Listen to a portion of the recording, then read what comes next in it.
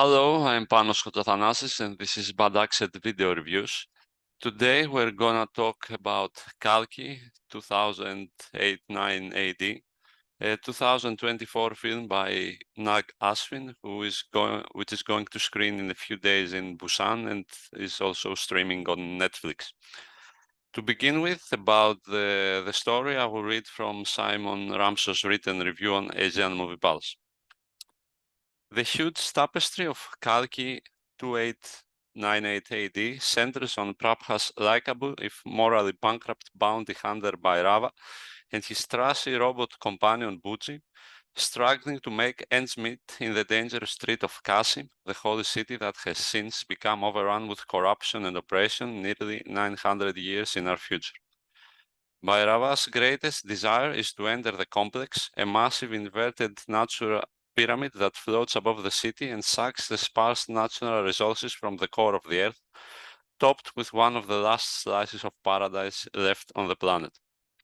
However, little does he know that the nefarious Supreme Yaskin is using the facility as a front for heinous experiments on pregnant women, trying to extract a serum that will turn his decrepit form into an all-powerful god. Deepika Padukone is some 80, a 5 months pregnant prisoner whose escape sends the balance of power into disarray, and the spectacular manhunt involving Bhairava, wasteland raiders, political rebels, and the resurrected god Ashwatthama, who is actually played by Amitabh Bachchan, twists the fabric of reality into a tale of a Hindu second coming. Okay, it's easy to say that this is kind of a space Baahubali, let's say, since how large the production is and how much money they seem to have spent in this is obvious, and also the over the top is all over the place. What is also all over the place are the inspirations or loans, if you prefer, for some of the sci-fi classics, which include Dune, Mad Max, Blade Runner, Star Wars, and even a bit of Matrix. Of course, Baahubali seems to be an inspiration also, as much as the other big budgeted movies that we have seen recently getting out of the borders of the country. Okay, regarding the story, if you didn't guess from what I mentioned, there is definitely chaos here. There are too many characters and events happening, with a number of them not making much sense. But this is actually not a problem, since it becomes obvious that the film aims at entertainment, and that is its main goal, which is easy to say that it achieves it with flying colors.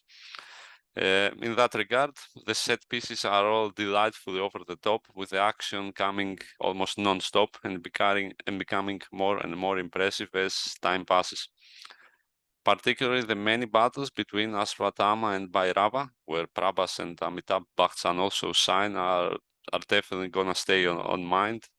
Okay, we have like mechas, people flying, all powerful entities fighting against each other, jumping, shooting, whatever you can imagine in an action movie. You can find it in the battles between these two protagonists, which are definitely one of the most memorable points of the film. And since we mentioned the actors, Deepika Padukone plays Sam 80 and looks impressive throughout the movie in a role that, okay, has some problems, but okay, all the characters have some problems here, as essentially their presence is there to service the action and garner audiences, considering that the majority of the cast are huge celebrities.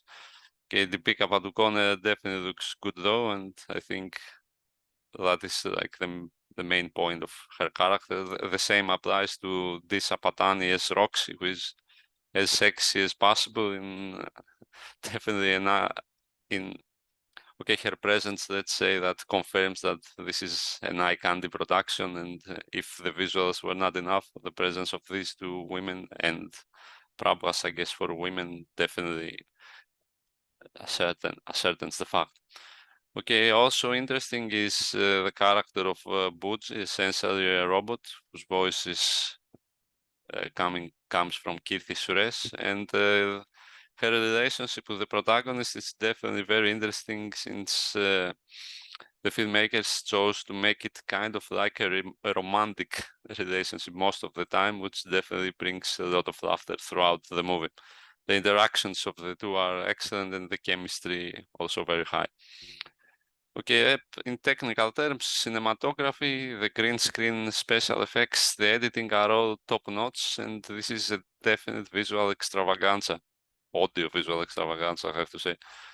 Okay, but there is not much more to say than the film and the story are not exactly for thorough analysis. This is, however, definitely a movie that you need to watch on a big screen, and I think the Open Cinema in Busan is definitely a well-deserved base for this film. Okay, so that was it. I have nothing more to say. This was Bad Accent Reviews once more. Thank you for watching this video, and if you like it, please like and subscribe. Hope you have a nice day.